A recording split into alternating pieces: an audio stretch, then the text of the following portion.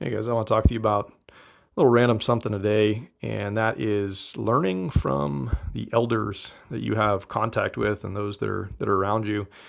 And I'm not just talking about the people that might be a year or two or three or five or 10 or 30 or what have you, age in years above you, wherever you're at right now, but I'm talking about when you have the chance to connect with the oldest people of our society, in whatever way that comes, be it a family member or be it just a personal contact that you have, don't miss out on that opportunity to just talk to this type of person. And what I mean is somebody that's pushing 100 years old, right, is somebody that I put into this category. And like I said, it doesn't matter where they are in relation to you right now, but just the fact that this is a person, this is a mind, this is an individual that's walked this earth for an incredible amount of time. And absolutely there is wisdom to be gleaned and to be appreciated and and sought after when you have the chance to connect with these people. So first of all, if you have any chance like that in your life, don't pass it up and don't overlook this chance to just talk with them and just ask them that very simple question. That's always been a curiosity of mine. And I don't know what it was when I was younger. I never really appreciated this fact. I mean, I had been around older people all my life. I mean, we all have. You have your grandparents and you have people like that. You have the chance to interact here or there. But maybe when you're younger, you don't really put much thought to this type of thing. You might think to yourself, "Oh, what the heck do these people have to offer to me and share to me?" But these types of people that are still walking the earth just have an incredible perspective, I feel like. And obviously, anybody that's been alive that long and that still has their mind with them, of course, has just they've learned a lot themselves, and they obviously have something to share with you. And this is just my little thing. Every time I have a chance to talk with somebody like this, and I just, the reason why I've been thinking about this and I'm talking about it right now with you guys is I had the chance to do this about a week ago.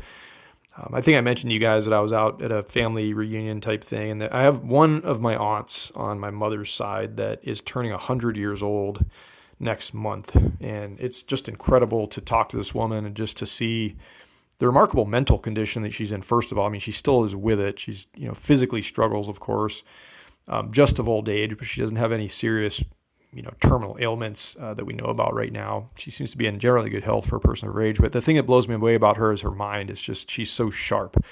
And one little funny small side story is that, we were sitting around the table having a chat with her, and my mom was trying to do some mathematics with her about the year that something happened. And, she thought that she had the number right. And my great aunt is, and she just like snaps back and says, "Oh, that's wrong. You did the math wrong." And this 100-year-old woman is sitting there correcting my mother on this mathematics. That's, my mother is, more than 30 years younger than this woman at this point in time. So it's just a small little example to illustrate this fact. And I appreciated that moment so much, to see this person, this 100-year-old human body, this human mind that had that sort of mental acuity about her. I think it's something I think that, of course, all of us would love to think that we're going to have that with us when we're at that age point in life. If we get that far, hopefully, all you guys and girls that are listening out there, you'll walk a long life in this earth and you'll be able to do that if that's where your life takes you. But getting back to the point that I'm trying to make here, I always try to take this opportunity to ask people like this, like, what's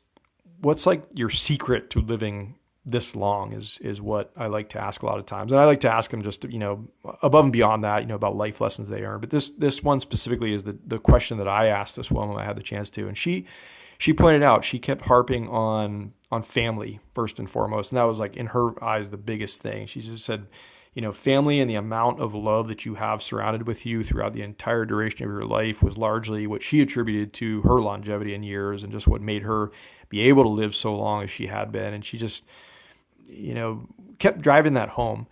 And I think, certainly this is something that we all know this stuff. We all think about this stuff. We all have it in the back of our minds. And maybe it's not at the very, forefront of our brains every day when we go out there and we operate and we do what we do. But of course, we all know deep down the importance of family. But it was cool to hear her reiterate that in that moment, and just talk about it so warmly, and just really drive it home that it wasn't eating right, it wasn't exercise, it wasn't all these sorts of things. It was just like, in her eyes, it came down to family and love, and having an abundance of that in her life throughout the course of it was what she felt made her be able to live so long, which I just thought was really, really a cool, touching thing, of course. And so just to leave you guys with this today, just a simple reminder, maybe this is a message that kind of brings you back, if you've strayed a little bit, if you've grown away from family, or if you haven't been paying as much time to your family or spending as much time with them as you probably could be or know you should be deep down, just to try to call you back, to the center, call you back to the concept here, and go out and make an effort today. Maybe you're one of those types of people like me that's like I'm always like guilty of like getting so busy in my life, and I have these opportunities I pass up on to spend time with family, and it's always a hard decision to make, of course, but you're trying to dice up your time and do what you got to do and in your life, but just like I said, guys, try to make an effort to spend a little extra time with your family, maybe this week or this month or in the next course of the year. We all know that we don't have forever with them, and this is such a big key piece to living a long, healthy, prosperous, happy, stress-free, all these sorts of things, life is your family. And I realize full well everybody out there does not have that in their blood relatives, but hopefully you have people around you that are, people that are friends of yours that are like your brother and sister and that feel like they're blood to you and that feel like, if that is your family, that's just as okay. But a lot of this is just that center focal point about the way we are as humans, the way we exist, the way we operate, the things that go into making us live a long time. And the example that my great aunt had given me here is just surrounding yourself with family. So I want each and every one of you guys and girls to go out and spend a little extra time with your family this week. Tell them that you love them.